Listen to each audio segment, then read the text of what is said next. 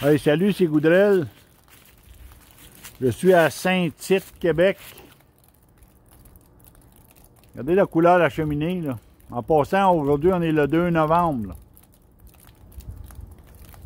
Ouais, à boucan, peut-être une minute et demie, là, quand on met du bois.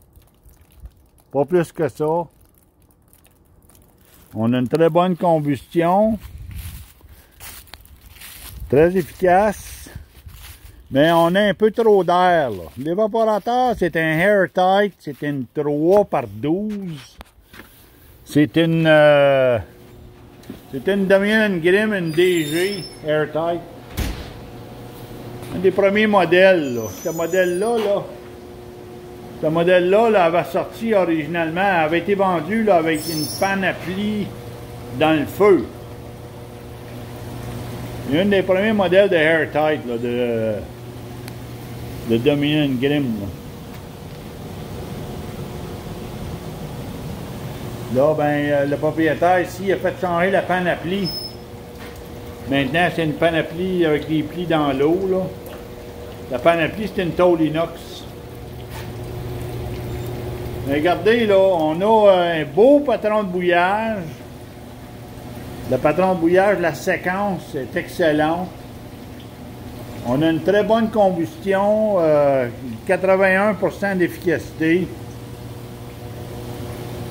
On a un petit problème, c'est qu'en arrière, elle fait rien que mijoter, là. Ici, là, en arrière, là, ça fait juste mijoter, là.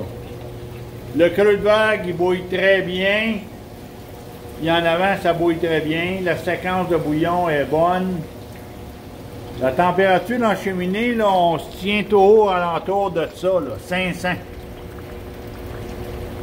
500 degrés. Moi, là, dans mon livre à moi, c'est qu'il y a trop d'air au manifold, là. Les trous, là, dans les cônes au bois sont excessivement gros. Dans mon livre à moi, c'est parce qu'on a trop d'air, on refroidit les gaz énormément.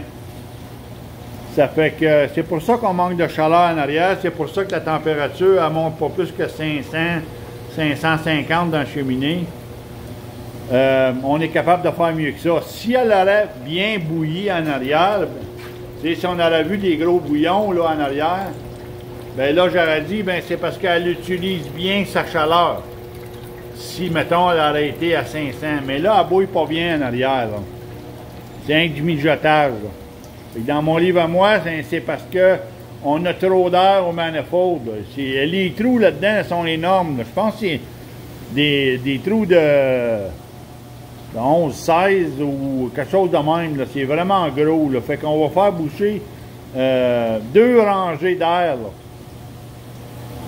Parce que je n'avais fait une, l'évaporateur de Yvon Morissette dans le temps, là, et puis j'avais bouché là, beaucoup de trous d'air. Et ici, ben, ça n'a pas été fait, là. Fait qu'on a 2 rangées de chaque extrémité qui sont bouchées. Mais il faut en boucher plus que ça, parce que les trous sont énormes. Fait que ça, une fois que ça va être remédié, mais là, la température, les gaz, ils vont mieux brûler. Et puis, on va avoir moins d'air froid qui va pénétrer là, dans la chambre à combustion. Puis ça va faire monter la température là, dans la cheminée. Puis là, ben, on va avoir les meilleurs contrôles. On va être capable d'utiliser la clé un peu plus. Et puis, on va être capable de mieux brûler les gaz, si tu veux, au creux de vague. Là. Comme ça, mais ça va augmenter la température dans le centre de la panoplie. Puis ça, ben, cette chaleur-là, elle va s'échelonner jusqu'en arrière. Ça, ben, ça va offrir de meilleurs bouillons en arrière. Mais à part ça, l'évaporateur marche super bien. Là. Ça bouille super bien. Là. Fait qu'à quelque part, là, c'est très bien. Dans le fond, c'est du fine-tuning qu'il faut y faire. Là. Un petit brin de fine-tuning, et puis cet évaporateur-là là, va bien fonctionner. Tu sais, si tu es capable d'aller chercher de meilleurs bouillons dans la panoplie en arrière, ben, tu vas gagner sa vitesse d'évaporation, puis tu vas sortir du sirop en continu pas mal plus. Là. Fait que c'est ça, la petite vidéo d'aujourd'hui. Une 3x12 DG. En passant, là, je voulais juste mentionner là, le draft control, la clé, le thermomètre. Tout ça avait été fait par le propriétaire. Là. Fait que il a fait une bonne job. Il restait juste là, à modifier un peu le fond.